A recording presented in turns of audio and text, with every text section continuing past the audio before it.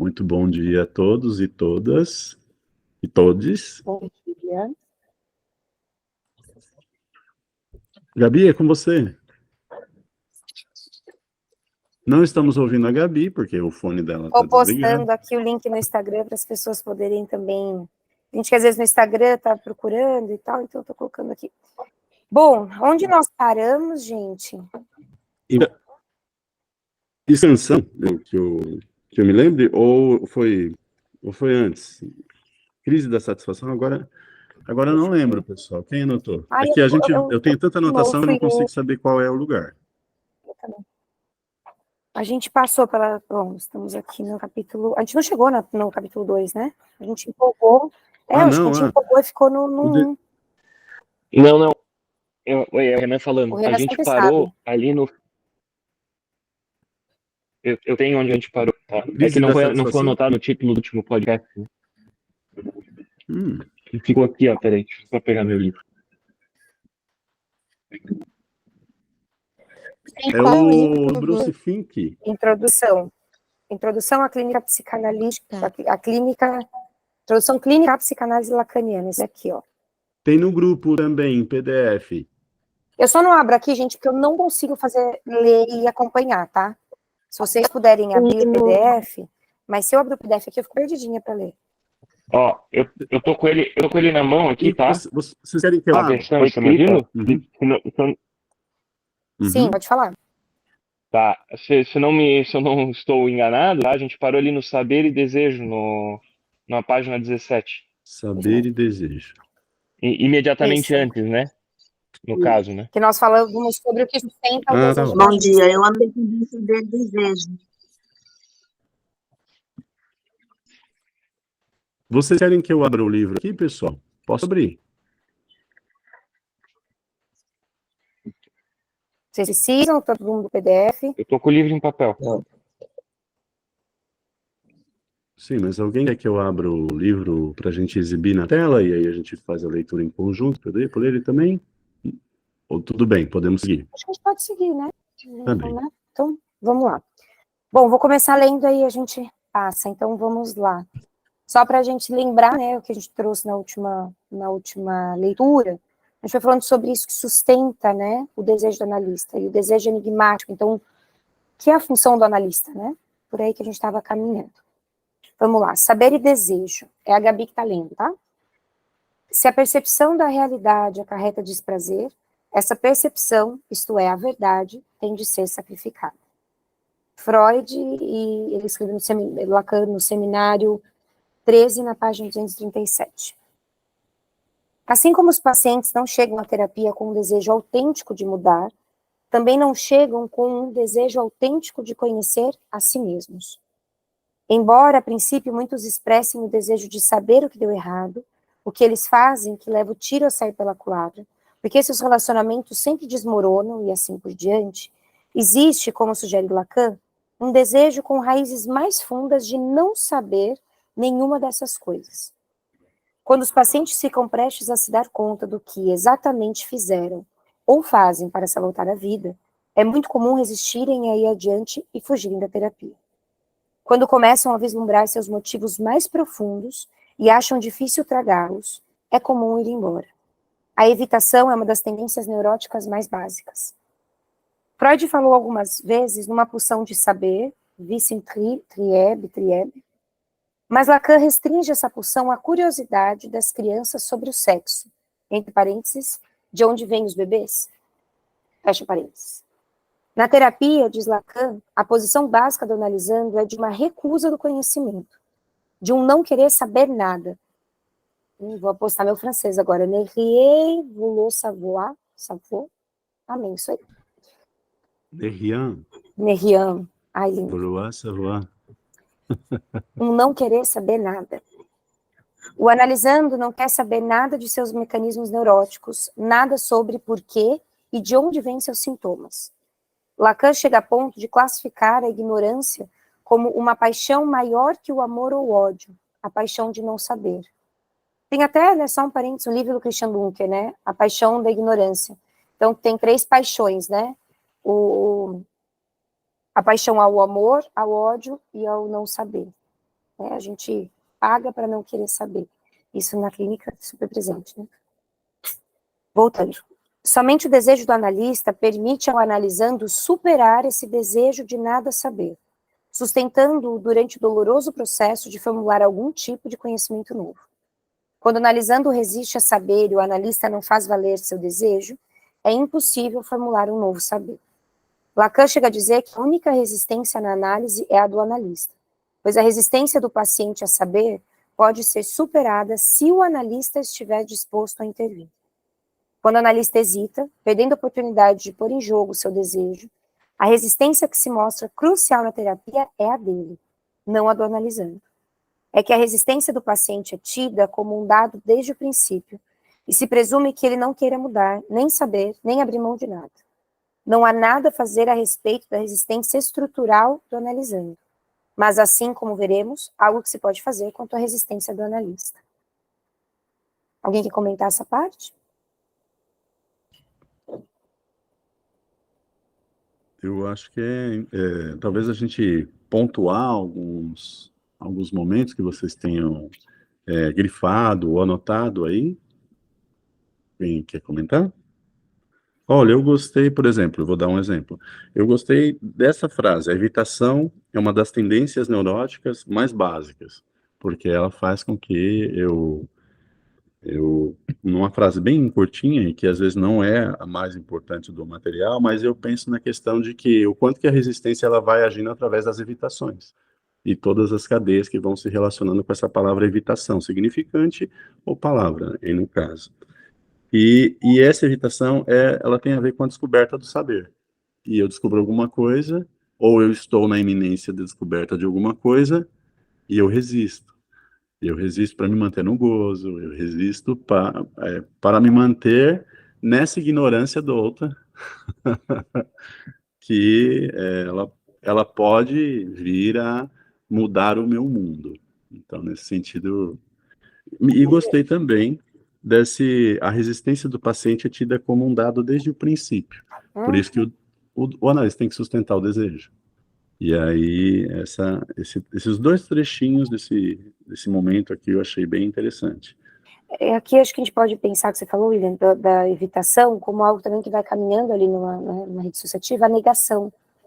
Né? Então, como que alguém chega, né, na análise, para a terapia? Geralmente as pessoas chegam dizendo assim: olha, por favor, eu quero voltar um tempo atrás, quando as coisas estavam em ordem, porque aconteceu uma coisa na minha vida e tudo saiu de ordem e eu quero voltar.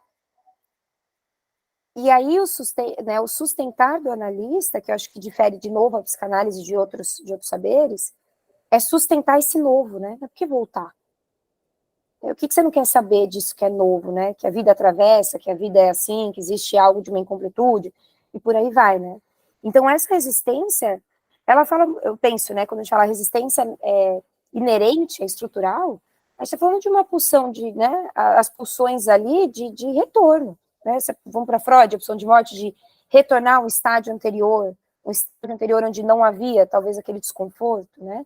Então, esse retorno, né, de economia de energia e de tudo, eu acho que fala muito sobre essa evitação.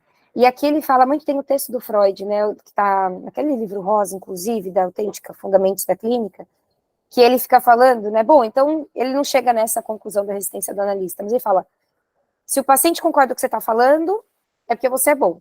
Se o paciente discorda do que você está falando, é porque ele está resistindo. Então o analista, ele é perfeito, né, se o paciente resiste, a culpa é do paciente. Se o paciente concorda que o analista é bom. E Lacan vem trazer uma virada, né, em relação a isso. Não, peraí, gente. Às vezes, se o paciente concorda com tudo, não significa que está acontecendo alguma coisa. Né? Às vezes é uma transferência ali quase negativa, mas parece, né? Eu concordo com tudo que você fala. Então, eu acho que traz o analista para uma posição de questionamento, né, da tua função. Bom, vou seguir nesse daqui, e aí o 2 eu passo para alguém, pode ser? Crise de satisfação. O que o sujeito reencontra não é o que anima seu movimento de tornar a achar. Lacan, Seminário 11, página 99. Se as pessoas realmente não querem mudar, nem saber, por que alguém chega a entrar em terapia? O que espera alcançar ao fazer isso? Na maioria dos casos, as pessoas entram em terapia em momentos de crise, em ocasiões em que seu modus operandi habitual desmorona. Se, como diz Freud, os sintomas proporcionam satisfações substitutas, esses substitutos nem sempre funcionam eternamente. Podem entrar em conflito com a sociedade em geral, com a tolerância dos entes queridos, com o temperamento de um patrão ou com as expectativas do próprio indivíduo. Ou então podem se intensificar. A agorafobia de alguém pode se agravar progressivamente, restringindo seus movimentos de maneira cada vez mais completa e tornando a vida insuportável. As pessoas tendem a procurar a terapia quando a satisfação proporcionada por seus sintomas deixa de ser tão grande, ou quando é ameaçada por terceiros, ou quando mingua rapidamente ou é anulada por outros fatores. Abre aspas, satisfação, contudo, talvez seja um termo limpo ou arrumado demais para descrever o tipo de prazer que os sintomas proporcionam. Todos nós conhecemos pessoas que vivem reclamando da falta de prazer na vida, porém nunca buscam a terapia.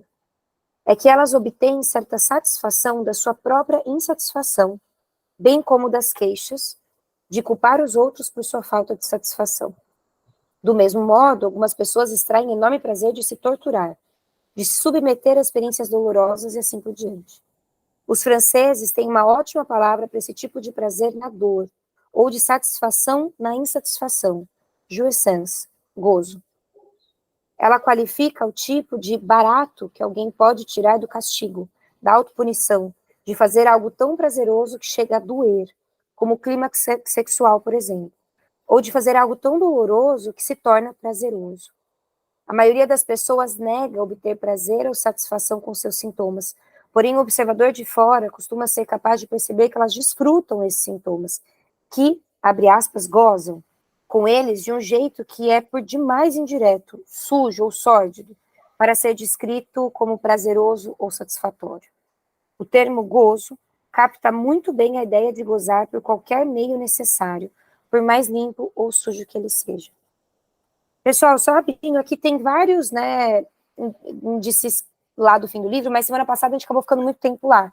Então, minha sugestão é que depois, ao reler, vão para lá no fim do livro, porque ele sempre traz coisas muito importantes da teoria, para poder, por exemplo, inclusive falar sobre o gozo. Então, tá, depois vão lá para o final para poder ler.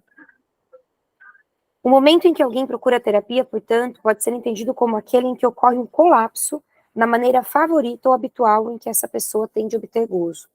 Trata-se de uma crise do gozo. O sintoma que proporcionava o gozo já não funciona ou se encontra em perigo. As pessoas que procuram terapeuta sem vivenciarem algum tipo de crise de gozo costumam ser mandadas por familiares, amigos ou patrões. Talvez seus cônjuges estejam numa crise de gozo, mas elas não estão.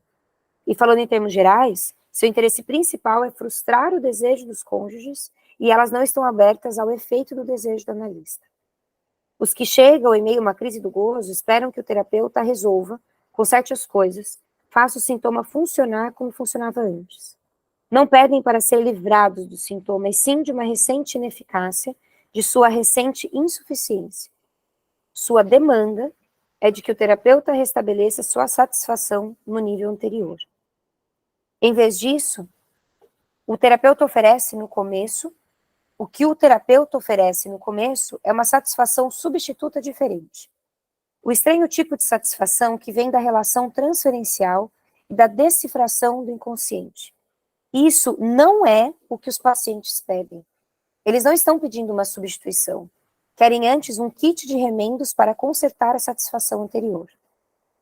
Essa é, essencialmente, a razão por que a terapia não pode ser caracterizada como um contrato, e porque o uso disseminado do termo cliente para qualificar os pacientes me parece um equívoco. Se cliente sugere que alguém é consumidor, que sabe exatamente o que está pedindo e o que vai receber, o que com certeza não se aplica a nenhum tipo de situação real da terapia. A ideia de contrato sugere que as partes entrem num acordo como iguais, e o contrato explicita as obrigações de cada parte de fornecer algo. Na terapia, entretanto, o terapeuta contorna as demandas do paciente, frustra-as, e, em última instância, tenta direcioná-lo para algo que ele nunca pediu. Grande contrato. Embora cliente possa ser preferível, em alguns aspectos, a paciente, que tende a patologizar ou estigmatizar a pessoa em terapia, Lacan propõe um termo diferente, analisando. O sufixo NDO, de analisando, é uma forma de gerúndio, o que implica que é a pessoa em terapia quem faz o trabalho de analisar, não o analista. O analisando chega à terapia no momento de crise, talvez se disponha a contemporizar, a aceitar a satisfação substituta de decifrar o inconsciente em troca da satisfação enfraquecida do sintoma. O analisando pode pedir promessas. Pelo que posso ansiar, o que posso esperar da terapia? Embora não seja possível ao terapeuta lhe prometer felicidade nem cura, se necessário, ele pode estender ao analisando a promessa de uma nova abordagem das coisas, uma nova maneira de lidar com as pessoas, um novo modo de funcionar no mundo.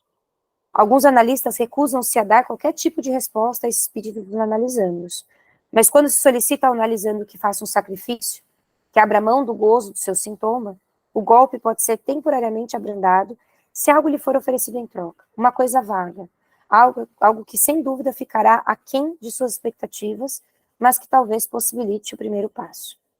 Portanto, talvez não seja necessário que a lâmpada queira realmente mudar. Talvez basta ela estar queimada ou piscando.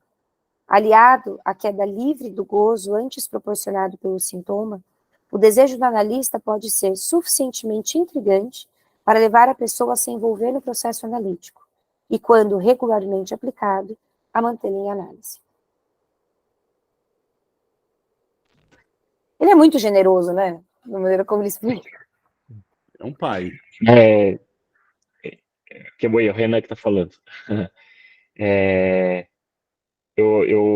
Inclusive, eu estava relendo ontem e agora eu escutei de outra forma, né? Quando prestei mais atenção contigo lendo, Gabriel.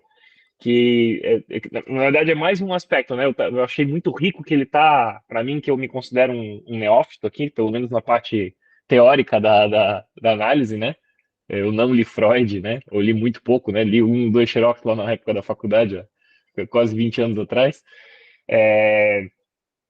Ele tá muito esclarecedor, né? E a parte que vai entrar do livro agora também, que fala dos estágios iniciais, né? Marca muito bem o método, né? E isso aí isso que tu acabou de dizer, né? De que o analista não pode, por exemplo, prometer o cumprimento da demanda. O analisante chega, né? Quando nem sabe que é analisante ainda, né? Acha que é cliente, talvez, né? Ele vem, preciso de ajuda para X, né? Como assim, pegando a caricatura do coach, né? Quero subir né, na carreira, por exemplo, né? A posição do analista não é dizer que vai ajudá-lo a fazer aquilo, né? Mas o que dá para fazer é prometer uma nova visão, né? É muito rico, né? É muito rico isso. Ele esmiuça no detalhe, na prática, né? Para muito além de conceitos que são muitas vezes complexos, né? Ali no Lacan, né? O que a gente pode fazer na clínica, né? Eu estou achando extremamente desejante ler esse livro, assim, tá muito esclarecedor e né, dá vontade de pular para a clínica, assim, né? Ao ler ele. Né? Pessoal, aqui tem uma questão semântica. Eu gostaria só de pontuar uma questão, mas que isso ele reverbere, que a gente trate disso mais a miúde um pouco adiante, que a gente sabe que isso vai acontecer, que é a questão dessa semântica em que ele fala sobre analisando, e a gente usa normalmente analisante, e isso, as duas palavras, elas vão indicar que o sujeito trabalha. Então, o analisante, o analisando, trabalha. Nessa medida, eu gostaria só que a gente abrisse para mais no futuro, a gente pensar, se é ele quem trabalha, a gente poderia pensar aí também a questão do pagamento. E essa questão do pagamento, por exemplo, numa clínica, a gente tem o Michael Costa, clínica de urgência em hospitais. A gente tem, conversei hoje com a Fernanda, que está se aproximando do pessoal que faz a clínica na praça, né, Fer? Onde está a dimensão do pagamento, sendo que o sujeito já trabalha e esse sujeito trabalha de algum modo também, ele paga como? Então, assim, é só deixar isso aberto para a gente poder pensar no momento em que isso daqui vier em questão, para a gente recordar disso e lembrar que o sujeito já está em trabalho. E pensar que são outras formas de pagamento também que existem. E que a gente sempre coloca o pagamento como uma questão na psicanálise, como parte do tratamento. Mas a gente não abre a possibilidade de outras formas de pagamento. O sujeito que caminha, que não tem nada, que vai até uma praça, que é um morador de rua e se dirige até lá, dentro dos seus medos, dentro de suas angústias, suas questões, e ele já de algum modo a vida dele paga um processo de muita exclusão, de muita deficiência, de muito prejuízo social.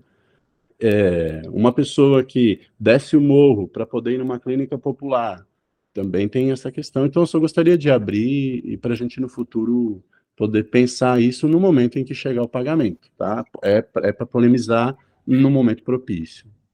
William, uma questão também que eu gostaria também de estar, de repente, pensando é a questão do SET, né? Que vai-se para uma praça, vai para uma clínica popular, né?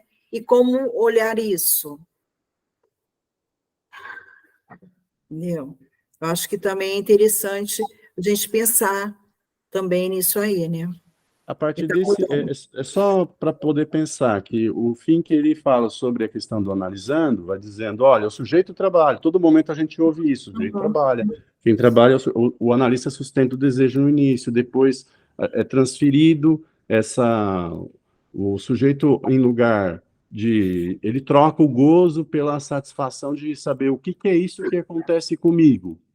Mas então, só para deixar em aberto, eu concordo com você, Elizabeth, a gente poder pensar, então, a partir dessa dinâmica, como que vai funcionar. Adiante, a gente vai ter questão de pagamento e tudo, mas e o setting também. Eu achei bem interessante. E eu acho que, quando você traz isso, Elizabeth e William também, né, de pensa em pagamento simbólico, me irrita esse nome, que eu falo, é pagamento simbólico. Simbólico para quê? Né? R$10, uma trufa, uma arte que é feita, é tudo que a pessoa tem. Então, é simbólico para quem recebe, para quem paga. E eu acho interessante que ele começa, né, muito...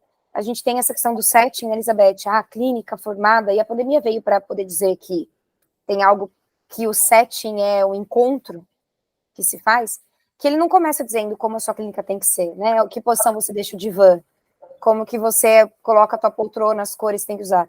Ele começa falando da função do analista, então isso que está em jogo, né?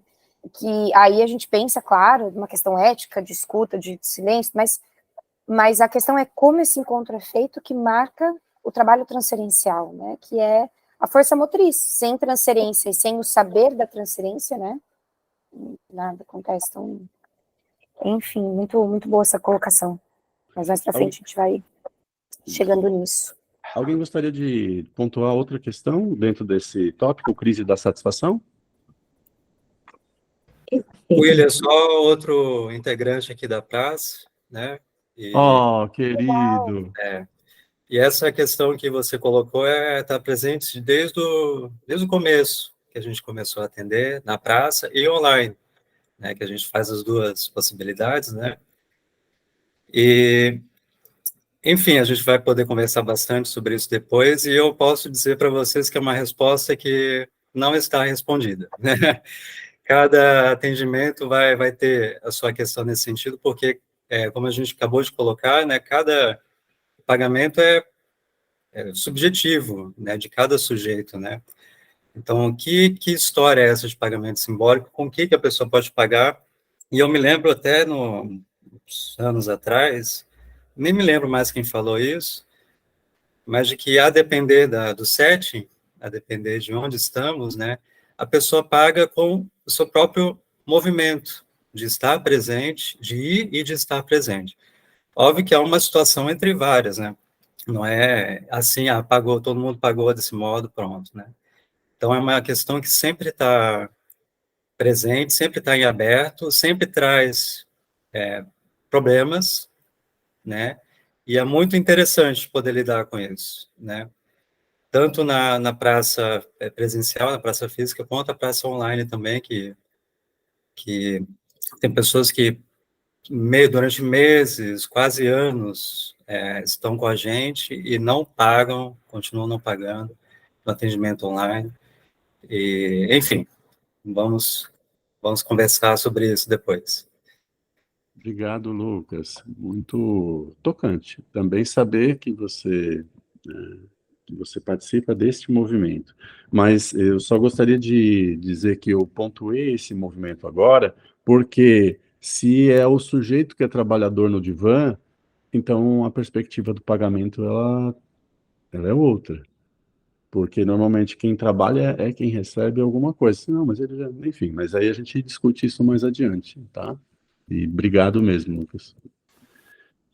E William, só rapidinho, você falou... outra coisinha. Desculpa, Gabriel. Não, pode falar, Lucas. É que justamente eu até deixaria outra questão até. O que é o pagamento para o analista, né? Para que serve esse pagamento, né? Se você acabou de falar, né? Quem trabalha analisando e analisando é que recebe, o trabalhador é que recebe e deveria receber nesse pagamento. Que pagamento é esse do analista? Para que serve este pagamento do analista?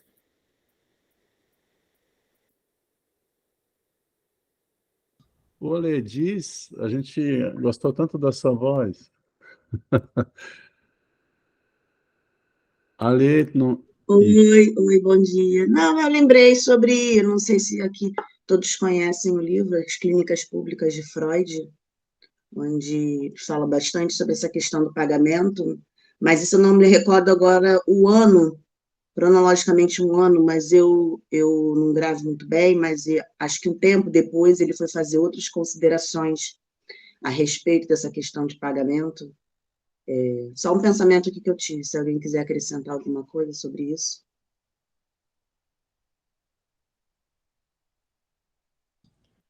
Lembrando. Diga, Valdir. Bom dia, pessoal. Bom dia, caro mestre. Hoje eu consegui participar. Estava participando, ouvindo aí o podcast que vocês fizeram, né? Está bem legal.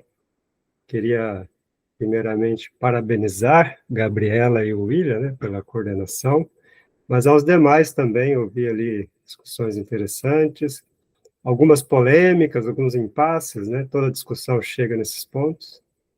Como está chegando agora, vocês estão levantando questões aí que estão para além do lugar comum da psicanálise, que é o consultório liberal, né, frequentado pela classe média e exercido pela classe média, que é a classe mais típica do psicanalista.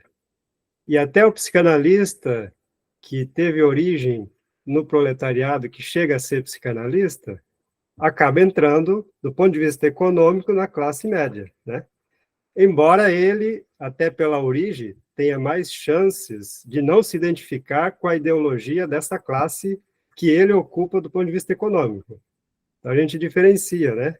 Ideologia, posição político-ideológica de posição econômica. Não tem como a gente não estar nessa posição econômica. Agora, a posição política e ideológica pode ser outra, né? E isso é até independente da origem. Então, podemos ser sujeitos que adviemos da classe média e não nos identificarmos com a ideologia típica dessa classe social, que é um problema para pensar essas questões, né? Questão do pagamento que vocês estão discutindo, pagamento simbólico, valor social, são expressões aí bem problemáticas para pensar esse problema, né? Como cobrar em dinheiro de pessoas que têm problemas de ordem da necessidade, não é da ordem do desejo. A pandemia mostrou para a gente que uma pandemia, ela implica problemas na classe média da ordem do desejo. Então, eu queria fazer um empreendimento X, Y, Z. Tive mais dificuldades de fazê-lo na pandemia. Agora, no proletariado, a pandemia foi devastadora na ordem da necessidade, das coisas básicas. Então, como cobrar em dinheiro? Essa é uma questão, não é? Para ficar em aberto, porque a gente vai discutir isso mais adiante. Obrigado por essa abertura. Ficamos por aqui hoje, pessoal. Até. Quem mais gostaria de colocar alguma coisa? Sorriso de Ana, sorriso de Pablo. Não, só mudando, né, desse tópico para pensar que você disse sobre a queda do gozo, que eu acho muito importante porque esse termo está muito popularizado e muito mal usado, né? Tudo é gozo, tudo é gozo. Então, porque a pessoa está gozando, como se fosse, como ele diz, né, uma satisfação. E o gozo é um lugar de muito sofrimento, né? O sujeito fica estagnado naquilo. Então, é onde o disco fica arriscado, onde gira e não é fácil, né, livrar, porque você quer a demanda, e acho isso muito significativo, aquilo que ele pede me livra do sofrimento, mas mantenha a minha satisfação, né? Mas é muito problemático, enquanto o desejo fala de um caminhar, o gozo paralisa, então acho que a gente tem que voltar, e mais pra frente a gente vai falar mais sobre, né, o gozo. Mas eu acho importante porque às vezes acaba caindo de uma forma muito popular e tudo é gozo. Não é bem assim, né? Então a gente tem que ir a fundo mais esse termo, mas o que ele traz aqui é muito significativo nisso, né? Principalmente eu acho que para a prática da análise, quando analisando ele fica enroscado, sabe aquele negócio já para supervisão? Fala, não sai disso. Semanas falando a mesma coisa. Tem um gozar até no contar a mesma história, né?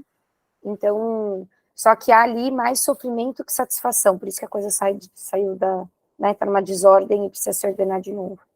Então, não responder a demanda, a gente fala, mas é fácil responder a demanda, né?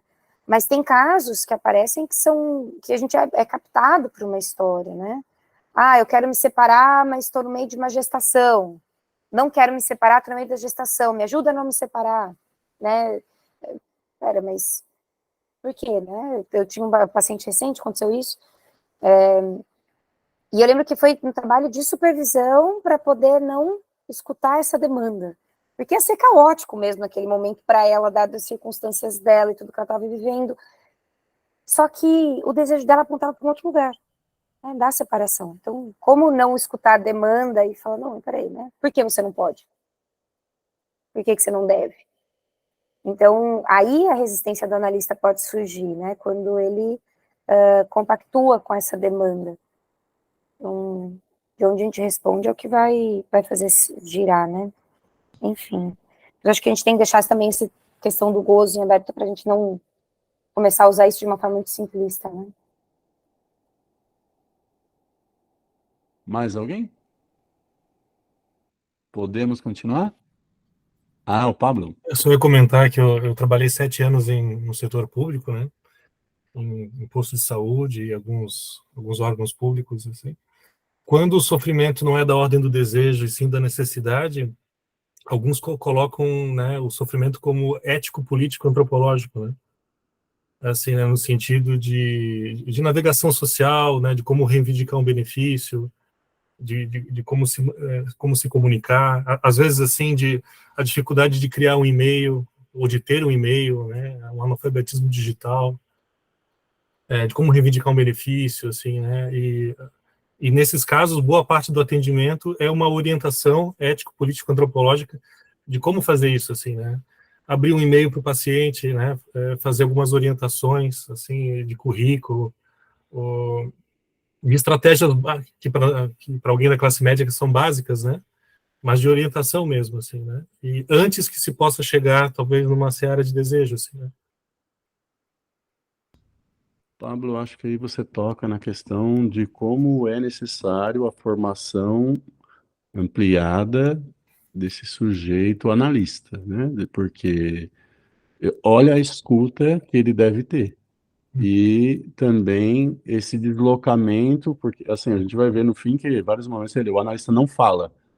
E que lugar é esse que o analista está se posicionando, sendo que ele também é um sujeito da polis?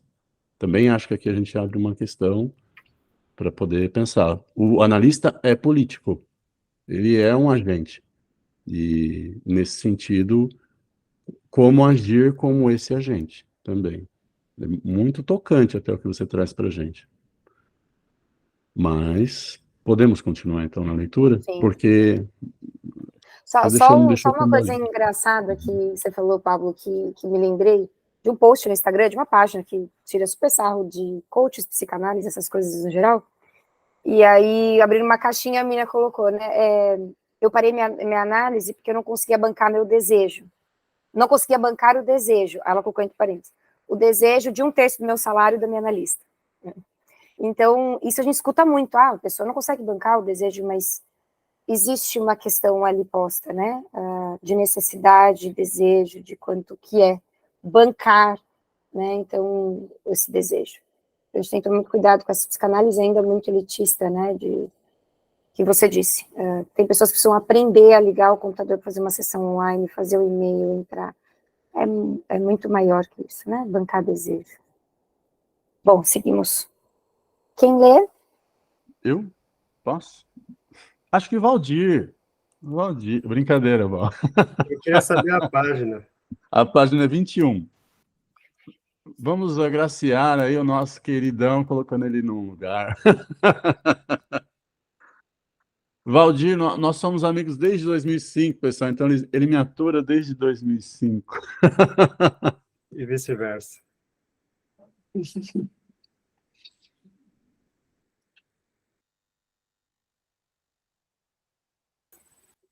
Eu só perguntei a página, você que vai ler, né? Engajando o paciente no processo terapêutico. As entrevistas preliminares. Pedagogia analítica. Poucas das pessoas que procuram um terapeuta têm alguma ideia real, no começo, do que o processo terapêutico envolve. Dependendo de sua formação, suas concepções prévias sobre o que acontece na terapia podem cobrir todo um leque que vai de reclamar da vida a confessar os pecados, de receber conselhos a aprender novos truques úteis para lidar com problemas, de ter seus pensamentos perturbadores eliminados a ter restaurados as chamadas lembranças recalcadas.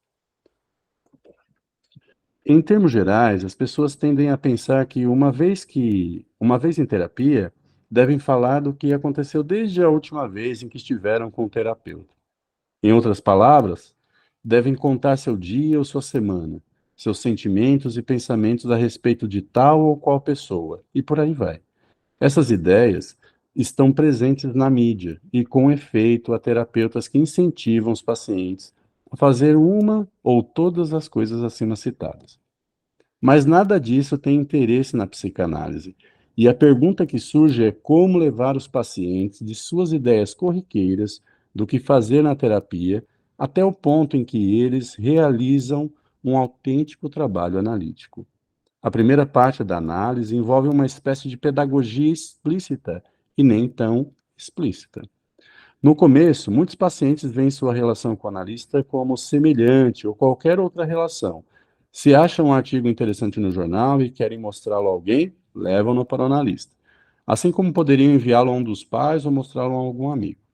Se leem um bom livro, assistem a um bom filme, ou o que for, recomendam no analista. Ou até os emprestam a ele, deixando-o em sua escrivaninha. Na cabeça deles, esses atos não têm maior significação, refletindo um interesse amistoso normal.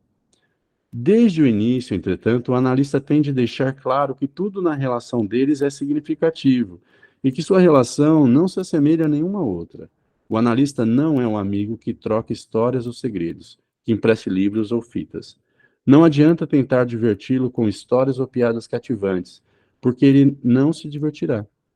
E embora o paciente acredite que certas partes de sua história são as mais importantes, o analista sempre parece estar prestando atenção a outra coisa. A primeira parte da análise, portanto, é dedicada a estabelecer que não há reciprocidade entre analista e analisando. Você me conta as suas histórias e eu lhe conto as minhas. Tal como costuma existir, pelo menos em certa medida, entre amigos. E que o analista não está interessado em ouvir a maior parte daquilo sobre o que o analisante se dispõe a falar. O analista pede que o analisando diga o que lhe vier à cabeça, sem censurar nenhum de seus pensamentos, por mais que eles pareçam absurdos, sem importância, fora de contexto, repugnantes ou ofensivos. E pede que ele preste atenção a coisas a que antes, provavelmente, prestava pouco atenção. Sonhos, fantasias, desvaneios, pensamentos fugazes, lapsos de linguagem, atos atrapalhados e coisas similares. Essa é uma exigência muito difícil para a maioria das pessoas, principalmente para as que nunca estiveram em análise. Mas um de seus pacientes, que supostamente estiveram em análise por vários anos antes de me procurar, um de meus pacientes, desculpe, disse-me que seu analista anterior nunca lhe pedira que tentasse recordar seus sonhos e contá-los durante as sessões, muito menos que se empenhasse na técnica especificamente psicanalítica de fazer associações com cada elemento de sonho ou fantasia. Fazer análise requer um processo de aprendizagem, e o analista não deve se abster de incentivar repetidamente o analisando a prestar atenção a todas as manifestações do inconsciente. Isto é, o que eu chamaria de aspecto pedagógico das primeiras etapas da análise. Que divertido!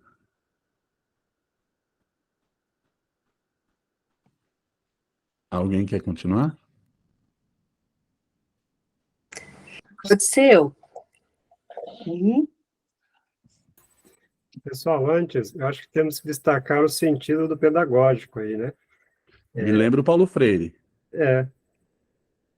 Sim, no sentido de que não é uma pedagogia assertiva, autoritária, né? Então, o analista não explica como é que a análise funciona. Algumas explicações mínimas ele dá, mas ele vai se posicionando e o sujeito vai entendendo como é que ela funciona. Então, a dimensão pedagógica, ela é mais passiva do lado do analista, é um ativo passivo, né, nesse sentido. Então, não é uma pedagogia que explica. É uma pedagogia que ouve, nesse sentido que eu lembrei do Paulo Freire. Paulo Freire faz uma pedagogia fantástica em que ele ouve o sujeito para, através das palavras do sujeito, instruir o sujeito. Ou seja, o sujeito se instrui também, né? Instrui politicamente as relações e nesse sentido. Então, a palavra advém deles, não vem do mestre. Cláudia? Sim, eu só estava pensando também que tem um ato do analista aí tem pontuações, né, para que advenha o campo do inconsciente, né, então também tem uma escuta, e nessa escuta envolve um ato, né, que é pedagógico, né, no sentido de, vamos dizer, fazer com que o paciente se atente, né, ao inconsciente, né? Acho que é isso que ele está chamando de pedagogia, né? Eu concordo com você, Cláudia, quando você coloca isso, porque é interessante, né? Tem analisandos que já chegam ali trazendo e tem uma associação que flui, né? Tem um quê de uma criatividade, de um pensar ali, de poder trabalhar com simbólico.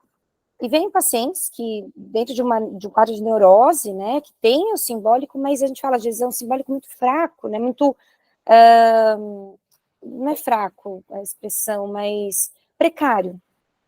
Então, tem algo também dessa pedagogia, que eu concordo que a partir do que ele traz, eu já tive que alguns pacientes falar do sonho, traz seu sonho, para que trazer sonho? Tudo bem, pode ser resistência, mas realmente não se tem... É uma resistência tão grande a esse simbólico, principalmente uma neurose muito obsessiva, né, que tudo é muito racionalizado, muito cartesiano, e que em algum momento a gente tem que, né, fazer uma pontuação. Não, uma das maneiras que seu inconsciente se manifesta através dos sonhos. E ainda assim é difícil, né? Às vezes traz o sonho, mas conta, não, mas nada a ver esse sonho, vou contar o que você pediu, tipo isso. Mas às vezes essa pontuação de apontando que existe um discurso outro, né? Existe uma outra, que tem alguns que às vezes tem que ser um pouco mais claro, tá vendo aí, né? Onde há uma incoerência, né? Onde existe, onde teu discurso não condiz com o que você está fazendo, né? eu quero ir para a esquerda, mas eu só vou para a direita. Bom, mas você disse, mas você fez, então já apontando aí alguma manifestação, né? Então, eu acho que o pedagógico, sim, e aí a gente volta, né? Cada analisando é um. Então, cada analista tem seu estilo, a sua maneira de contornar, de fazer esse corte, né? Mas eu concordo nisso, que tem algo que vai acontecendo naquele encontro, né? Uhum. Uhum. Mas o nosso trabalho nunca é fácil, porque numa dessa, Gabriela, se você diz, me conte seus sonhos, porque o inconsciente se expressa no sonho. Pode vir do paciente. Como assim? Ou seja, aí ele quer te colocar na posição de professor que explica, que ele já... Quanto mais a angústia, mais a demanda de um outro que sabe. Sim, né? sim. Mas é necessário. Agora, a gente sempre... Você tem que saber manejar com isso, né? Assim, bom, ao invés de dar explicações minuciosas, não cabe explicar o mecanismo do sonho. Mas o que importa é saber que o sonho traz algo, né? Então, fala do seu sonho. Porque tem analisantes que estão há anos, mas é difícil, né? Eles têm uma dificuldade enorme de trazer. Sonhei, mas não tem nada a ver. Sonhei, mas não lembro. E como o Pablo falou, né, em clínicas públicas, talvez a gente tenha que partir ainda mais para um lugar de pontuação, de contorno, porque senão fica o dia a dia, né? Então, por exemplo, tem pacientes que chegam contando, porque no trabalho aconteceu isso aí no mês, fala, você teve algum sonho? Aí o paciente falou, né, ele tá nem aí porque eu tô contando, né? Então, fazer essa convocação de que tem algo além daquilo, né? Mas é um manejo, né? Por isso que não é um manual, porque depende do que vai vir ali do outro lado. Cláudia, você segue a leitura? Vamos lá. Só essa pedagogia analítica é uma espécie de pedido do analista, né? O analista chega e coloca para analisando um pedido da Associação Livre que muitas vezes parece muito estranho, muito absurdo até, e com base em muita resistência, eu não consigo, não me lembro, não sonho, não sei o quê. Angustiante, né, fazer associação livre. Exatamente. E a coisa interessante que ele colocou é que essa primeira etapa das entrevistas preliminares, né, de certo modo é uma etapa de como ele colocou antes, né, assim como a análise não é um contrato que seria um contrato imaginário, né, de dois iguais, né? A primeira etapa das entrevistas preliminares também traz essa questão de tirar um pouco dessa base imaginária, né? Eu vou colocar nessas palavras, mas não é exatamente isso, né? Não sou seu amigo, eu não estou aqui, não adianta trazer seus recortes, seus livros, que acontece muito, né? Trazer, deixa eu mostrar esse áudio aqui do WhatsApp, não sei o quê, que fulano me mandou, lá, para você escutar, né? Para colocar justamente nesse lugar de uma pessoa, de um eu imaginário no mesmo lugar, né? Um amigo, entre aspas, né? E essa pedagogia é para tirar, ajuda, não só isso, mas ajuda a tirar desse lugar, né? E colocar nessa demanda analítica. E que demanda é essa? Né, dessa associação livre, que coisa estranha é essa que você está me pedindo? E aí, Lucas, sai né, a partir do momento que isso vai acontecendo, porque, claro, tem essa questão do WhatsApp é perfeito, né, um bom exemplo, a gente fala, não, eu quero que você me conte. Não, mas eu quero que você escute. Não, eu quero que você me conte com as suas palavras, né, porque quando passa pela palavra, algo acontece ali. Mas quando você disse, né, aí sai da demanda para se formar uma questão de análise. E aí é diferente, a demanda é um pedido, a questão é um ponto de interrogação, então tem-se um trabalho a ser feito. Com a demanda a gente não tem um trabalho, né, a ser feito, não da posição do analista.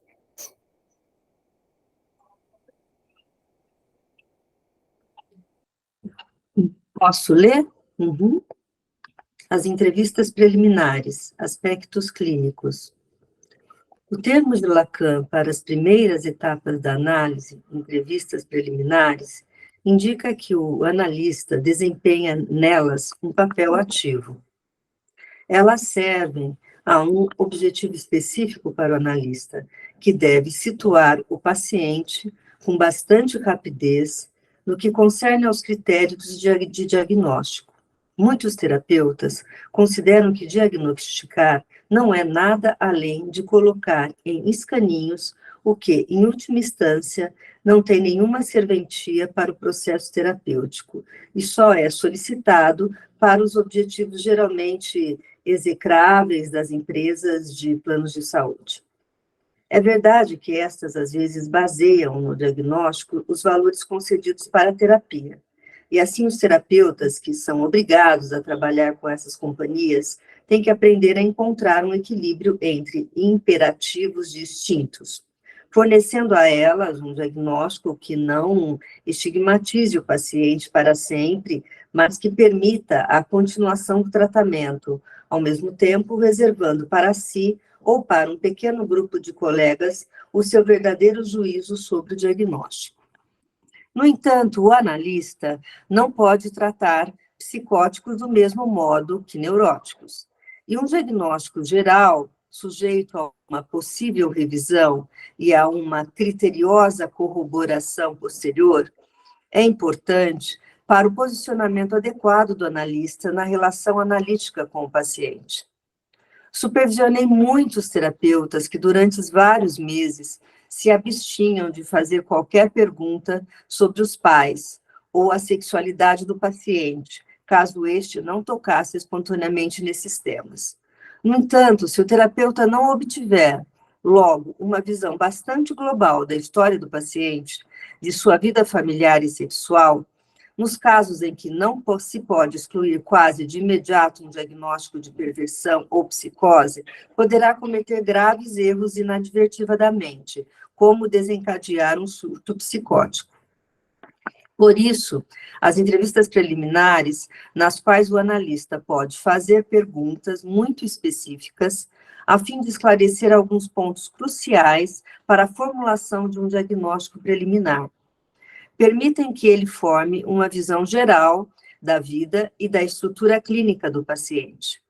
Isso não significa que o analista dirija as sessões preliminares, dizendo ao paciente do que falar, como diz Freud nessas sessões, deixa-se o paciente desincumbir-se de quase toda a fala e não se explica nada além do absolutamente necessário para fazê-lo prosseguir no que está dizendo. Todavia, Seminário 12, página 124. Todavia, quando persiste na mente do analista uma dúvida a respeito do diagnóstico, o qual pode ser tamanha que o impeça de tratar esse paciente, por exemplo, o analista não está familiarizado com o tratamento da psicose, como é examinado no capítulo 7, ou quando não se sente à vontade com a posição em que tenderá a ser colocado ao se empenhar no tratamento da perversão, conforme discutido no capítulo 9. As perguntas diretas são apropriadas. Além disso, as entrevistas preliminares procuram transformar o que talvez seja uma vaga sensação de mal-estar na vida do paciente, depressão, angústia, infelicidade, etc., em sintomas isoláveis. Por exemplo, volta-se ali naquele 2, a nota de rodapé. Vamos na nota de rodapé, então? Não, a gente tinha combinado de a gente fazer a leitura e o pessoal, quando faz a primeira leitura, por isso que a gente tem recomendado, façam a primeira leitura em casa, todos estão em casa, e depois a gente comenta, quando tiver uma nota de rodapé que ela ressalte mais, que ela não seja apenas de cunho explicativo, mas que ela seja também de crítica ou de levantamento, né, de algumas questões de quem fizer a leitura, aí a gente retorna a ela. Senão a gente não tem o flow, a levada do texto. Uhum. Então, vamos lá. Embora algumas notas do fim que sejam importantes, mas também algumas são pequenos artigos, né? Ele tem essa mania de escrever notas de até 3 páginas. Por isso que a gente vai, de repente, nas notas, quando for uma coisa mais técnica, ele vai falar sobre a afirmação do desejo, do gol. A gente volta lá para uma explicação mais técnica, mas nesse daqui a gente consegue passar. Passar assim, né? Ler depois o outro. Sim. Uhum. Por exemplo, o paciente pode estar convencido no início de que seus problemas são realmente de natureza física, mas se dispõe a seguir o conselho de seu médico e entrar em terapia, enquanto o tratamento medicinal começa a surtir efeito. As entrevistas preliminares proporcionam um contexto em que o paciente pode começar a ver seus problemas como psicossomáticos, talvez e, portanto, acessíveis à cura pela fala. Diversos pacientes buscam a terapia com a demanda muito explícita de se livrarem de um ou mais sintomas específicos. Todo terapeuta, com exceção dos behavioristas, que trabalham segundo o modelo cirúrgico da psicoterapia, no qual se considera que o sintoma é um comportamento isolado, passível de ser retirado como um apêndice que supurou, se apercebe de que não se pode eliminar o sintoma de um paciente, por mais isolado que esse se afigure a princípio, sem sondar muitos aspectos da vida dessa pessoa. Um tique facial simples é um fenômeno psicossomático complexo e pode não passar da manifestação pública e visível de um problema maior. Todavia, esse tique só se torna um sintoma psicanalítico propriamente dito depois que o paciente troca, talvez com maior ou menor relutância, a demanda resoluta de eliminação do tique pela satisfação de decifrar o inconsciente, ou seja, depois que o paciente se dispõe a pôr em questão toda a sua vida e não apenas um cantinho do seu rosto. Cláudia, desculpe interromper a leitura, mas tem uma pontuação que eu acho fundamental aí. Ele usa o termo psicossomático para se referir a um tique, né? Quem já estudou um pouco mais o Lacan, na teoria lacaniana, no rigor, não seria psicossomático aqui, seria conversível. Então, a conversão do psiquismo para o corpo. Porque o psicossomático, como o Lacan vai teorizar, ele é de outra ordem. Ele é de uma ordem... Porque, vejam, no caso do tique, entre outros exemplos, né, as histéricas nos dão vários exemplos, desde Freud, o braço que paralisa, órgãos do corpo que funcionam mal, né, por causa dessa conversão do psíquico para o somático. No caso psicossomático, o Lacan vai propor que há uma perfuração do órgão. Então, é um problema mais difícil de tratar, mais radical, porque chega a fazer perfurações, modificações no corpo, né? Psoríase, vitiligo, algumas úlceras e até doenças autoimunes.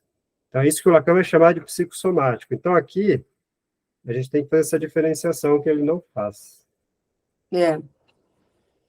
Tem que ter alguma lesão, né? Tanto é que o Lacan ele vai dizer, é uma foraclusão local. Num dado pequeno ponto do corpo, ali houve uma pequena psicose. E todos nós, quase todos, se não todos, tem algum pequeno ponto em que o significante não amarrou bem no corpo, e ali tem um psicossomático. Alguns têm isso mais, né, aflorado e maior.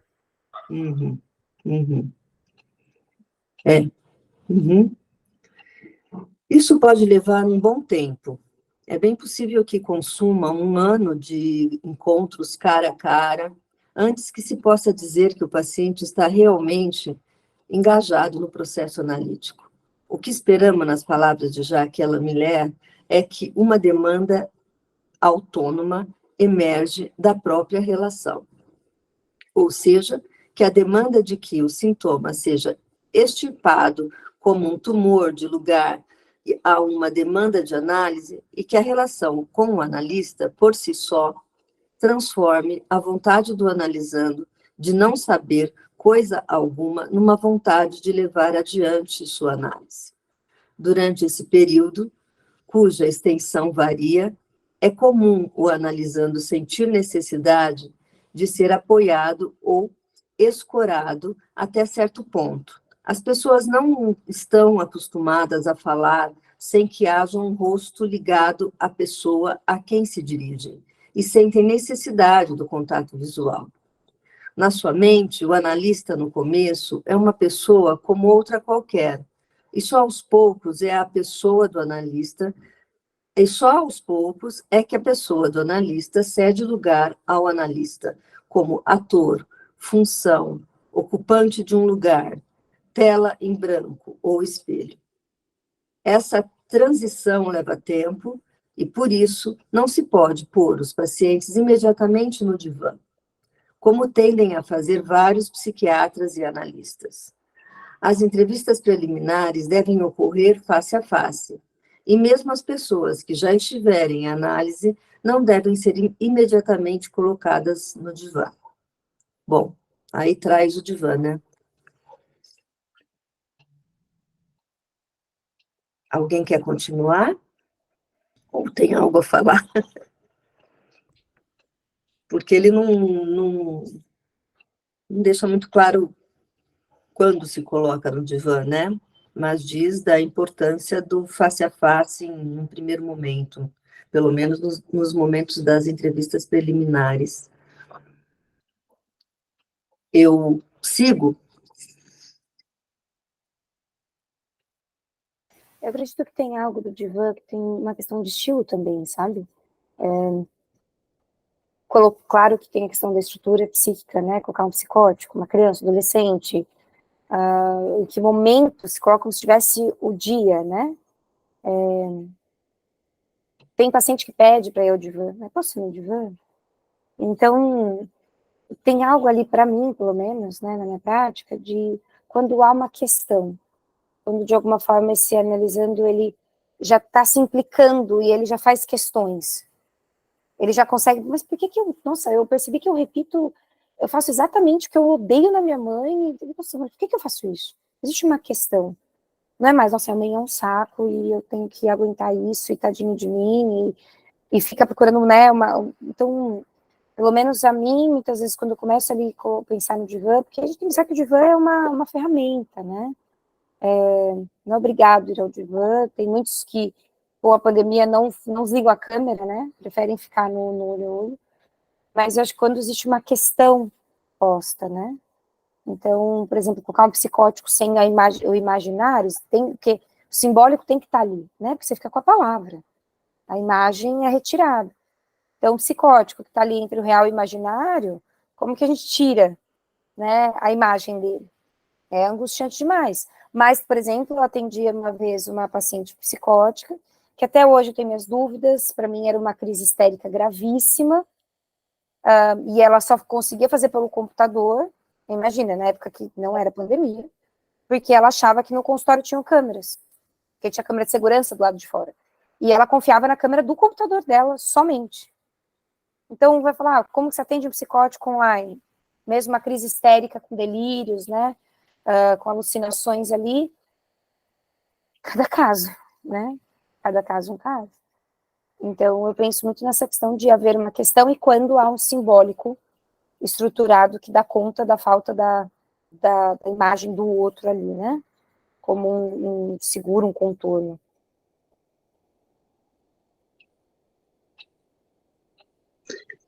Eu gostaria de fazer um comentário, na verdade, é sobre esses últimos tópicos que nós lemos. A gente falou sobre desejo, falamos sobre a questão do social, pagamento, a questão do... Pessoas, às vezes, intelectualmente, com menos recursos simbólicos para trabalhar, e teve um momento aqui, agora que eu me perdi, que ele falou sobre planos de saúde também. E aí eu lembrei que eu fiquei pensando sobre um lugar que eu atendo, que é numa clínica de planos de saúde, com um tempo ali bem reduzido também, e essa clínica, ela traz bastante planos de saúde até assim, bem diferentes dos mais conhecidos que a gente escuta falar, e eu percebo que é uma demanda que se repete, que as pessoas que procuram esse atendimento na clínica é diferente das pessoas que vão para o consultório, que sabem ali o que é o divã, né? Eu percebo que as pessoas que buscam esse atendimento lá pela clínica, elas vão mais movidas pelo sintoma mesmo, físico, porque o médico teve uma crise ali, e o médico, o psiquiatra que atendeu, indicou uma terapia, ou porque alguém indicou uma terapia. Então, para mim tem sido, assim, um desafio, porque por muitos momentos eu me senti, assim, incitada a entrar nessa questão da pedagogia que a gente estava falando, de explicar porque eu percebi pessoas, assim, com recursos muito reduzidos mesmo, simbólicos. E uma vez eu fiquei numa situação, assim, complicada, porque eu repensei como é que eu estava atuando, porque eu percebi que eu estava falando um pouco mais, e eu falava, nessa situação da pessoa não saber, não sei para que é uma terapia, não sei, e ali eu tentando, mas o que você acha, o que você desconfia, do porquê que você está aqui, enfim, tentando produzir algum tipo de pensamento ali na pessoa, a respeito da situação dela. E aí eu falava algo de subjetividade. Uma vez uma pessoa me perguntou, o que é subjetividade? E aí eu percebi que não é dessa ordem, talvez eu queira estar mesmo nesse lugar de explicar um pouco mais, nessa agonia de talvez as pessoas não terem ali, naquele momento, aquela capacidade de falarem um pouco mais de si, enfim, mas eu percebo que, assim, tem uma diferença cultural até, não sei, cultural, intelectual, social, enfim, de algumas pessoas que buscam mesmo algum tipo de serviço. Percebo também uma questão de implicação, porque 90% das pessoas ou não voltam na segunda sessão, ou às vezes o plano de saúde dá um número muito restrito ali de sessão, algumas renovam, outras não. Tem uma questão de implicação também, ou seja, tem vários pensamentos que eu tenho a respeito desse atendimento na clínica. Algumas pessoas vão mesmo porque tem ali um plano de saúde, parece que tem um desejo diferente ali, aparece de forma diferente. Enfim, caiu como uma luva para mim essas últimas falas do Bruce Fink, que abre para diversas questões nesse caso que eu tenho vivenciado na clínica. Alguém já atendeu nessas clínicas? Alguém percebe alguma coisa nesse sentido, esses fenômenos mesmo, uma dificuldade de implicação, dificuldade simbólica mesmo das pessoas, às vezes, falarem de si, pessoas que não sabem nada, ou quase nada ali, não tem rotina de consultório, diferente de pessoas que já foram em outras terapias, sabe até o que é divã, ou pelo menos desconfia o que é um divã. É isso. Eu já, Alessandra, eu trabalhei no HC de São Paulo, eu sou do estado de São Paulo, né? E num centro de dor crônica, né? Então, aí essa questão da psicossomática e da conversão e tudo mais, né? Estava em questão. Mas eu não sei se é porque eles também tinham uma transferência com o HC, quer dizer, eu tinha o HC atrás de mim, então era uma coisa assim, de muito peso, né? Eles não podiam perder sessão, não era uma coisa assim, não era exatamente como você.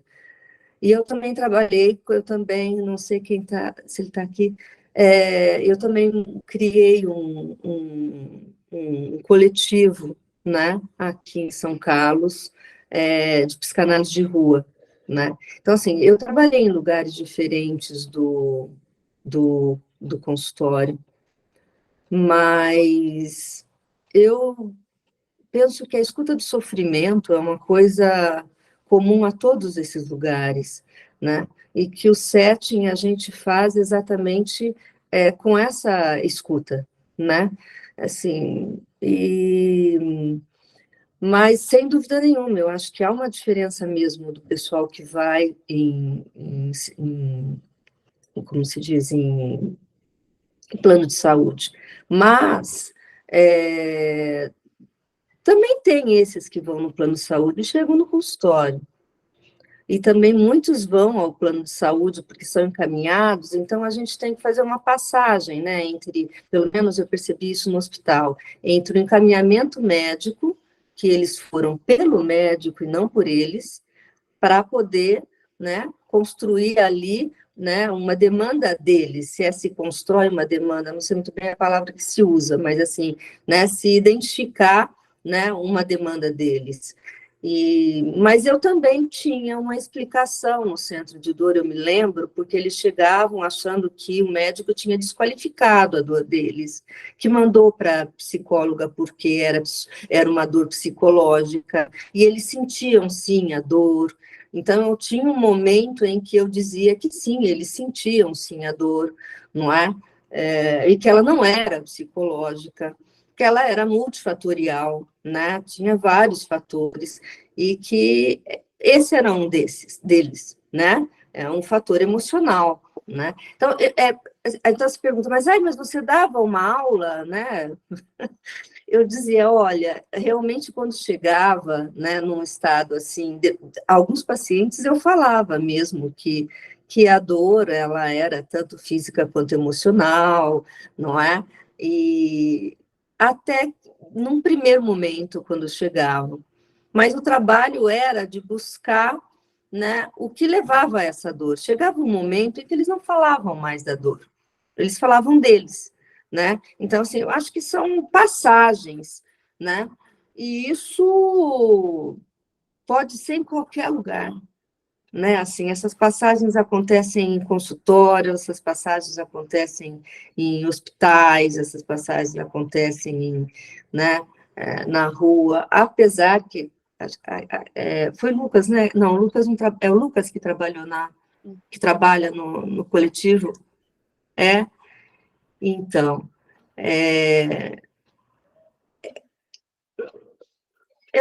também não vejo, sim, né?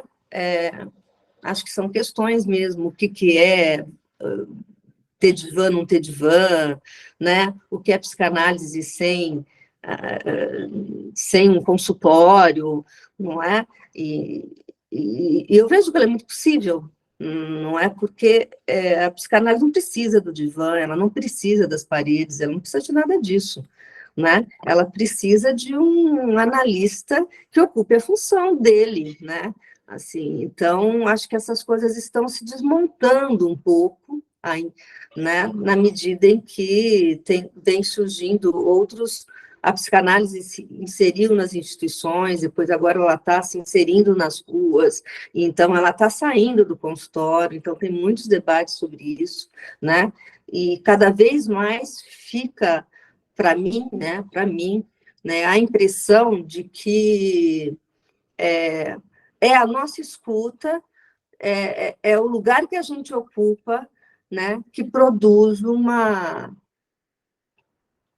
análise, né, ao fazer com que ele pergunte sobre si mesmo, né, ou que ele se implique no seu próprio sofrimento, alguma coisa dessa ordem, né? Mas é lógico que no atendimento de rua, você tem que contar que ele foi uma vez e que ele pode não voltar mais, né? Então, é um trabalho, assim, que você, né?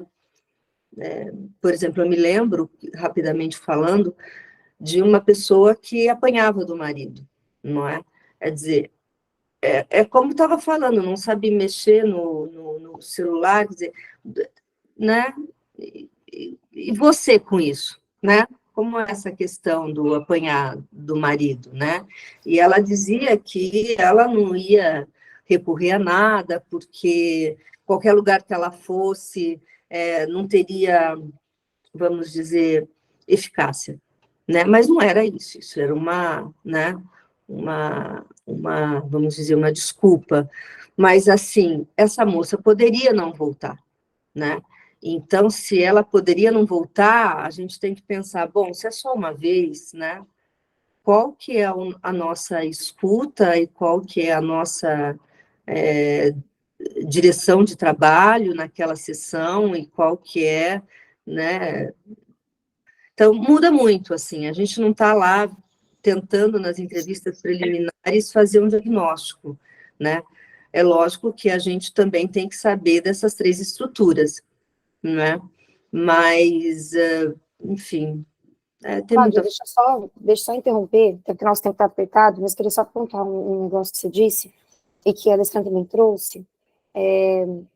existe uma diferença gritante, não tenho dúvidas, né, para quando a gente faz através de uma instituição, porque tem algo transferencial em jogo. Quando se vem por convênio, a transferência ela está atravessada pelo convênio. Então, tanto faz o analista que está ali, porque vai acabar as 8 sessões, eu tenho 12 sessões. Aí depois eu falo assim, e agora eu faço o quê? Eu marco de novo com outro terapeuta? E tem uns, por outra via, que vão criar uma transferência com o analista, vão dizer, eu queria continuar independente do convênio, a gente consegue continuar, então tem algo transferencial em jogo. E para o terapeuta, eu acho que é um trabalho mais difícil de criar uma transferência, porque foi encaminhado por um médico, então essa pessoa não tem uma demanda formada ali, ó, eu tô aqui por causa de, não, eu vim porque o médico mandou. Então, acho que isso é uma questão importante, a questão transferencial. Eu acho que a gente não pode confundir intelectualidade com um simbólico ali mais apurado. Tem pessoas muito intelectualizadas, que são engessadíssimas, são literais até com uma, né, defesa ali, porque o lidar com o simbólico é lidar com furo, com nonsense, com, né, a duplo sentido. E como que lida com isso? Se eu sei exatamente tudo, eu controlo, eu tenho um saber, eu estudei, peraí, mas não é bem por aí. Então, muitas vezes são pessoas não intelectualizadas, que falam errado, que não têm um domínio, tem uma linguagem, mas não, né, uma superlinguagem, mas que conseguem brincar. Eu acho isso muito interessante numa clínica, quando a gente trabalha com uma clínica mais, menos, talvez, ali, elitizada, menos estudada, que a capacidade do brincar é a capacidade de acessar esse simbólico, do fazer de conta. Então, acho que tem muito por aí de trazer certas, e ver se esse sujeito compreende metáforas, mas trabalhar com analogias, sabe? Trabalhar ali e trazendo uma linguagem outra, né? Então, se a Cláudia falou, cada situação, cada paciente, a gente vai criar, e tem sessões que talvez sejam, eu falo, né, tem pacientes que a gente fica anos e que não é uma análise, não é uma análise. Muitas vezes é algo que você fala assim, mas por que ele está ali? Ele está falando, mas parece que não... Porque aquela é o sintoma, tem algo ali posto, a gente não arranca o sintoma, né? Olha, aqui você não veio para ficar dizendo todo o tempo que você não tem o que fazer com a tua vida, você tem que se implicar. Não é por aí, né? A gente tem que tomar esse cuidado, e eu brinco que os pacientes somos nós, porque a gente tem que ter paciência com isso que reaparece. Então, numa clínica, numa outra instituição, por exemplo, que eu trabalhava com mães em situação de fragilidade, elas voltavam com o marido que estava preso, porque esfaqueou a barriga quando ela estava grávida. Cara, como assim? Como se faz análise com uma pessoa que não percebe? A realidade dela é que o pai está preso, o irmão está preso, o marido está preso. Tem uma repetição. Mas talvez é poder trazê-la minimamente para um saber de si, que ela consegue, que ela pode escolher, sair de uma certa alienação. Só que é um trabalho muito, muito ali, né, cuidadoso.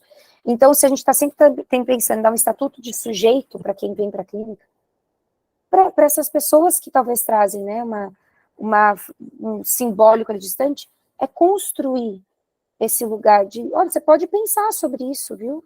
Não, mas foi sempre assim. Não, mas peraí, tudo bem que foi sempre assim, mas precisa continuar sendo? Vamos pensar. Pensar o pensamento, né? Então, tem algo ali mais delicado, mais sutil. Então, acho que... E principalmente que a Cláudia falou da transferência, né? Ah, meu médico me mandou. Acabou, você não tem o que fazer com isso.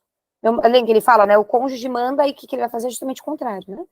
Vai negar tudo que o analista disser. Então, como estabelecer uma transferência com aquele que vem por um convênio? Com aquele que veio porque o médico mandou? Isso é muito importante, porque sem a transferência a gente não trabalha. Então, numa instituição em que você tem 12 sessões, não é sair correndo atrás, mas talvez trazer ali, né, como se fosse uma terapia breve, uma psicoterapia breve, começar a escutar, me conta da tua infância, me conta do teu passado, e começar a trazer, olha, tem algo a ver com isso, né?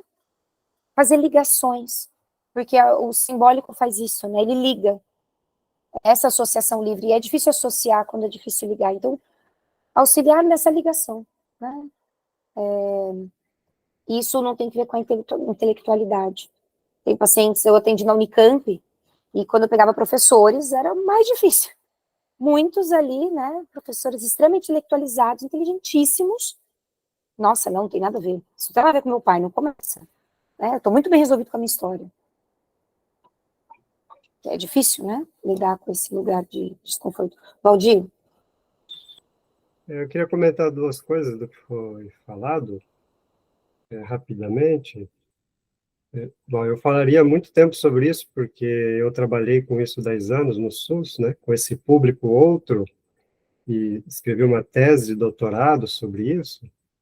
Mas, primeiramente, essa questão, essa hipótese de que os pobres não acessariam muito bem a psicanálise porque teriam uma pobreza simbólica, né?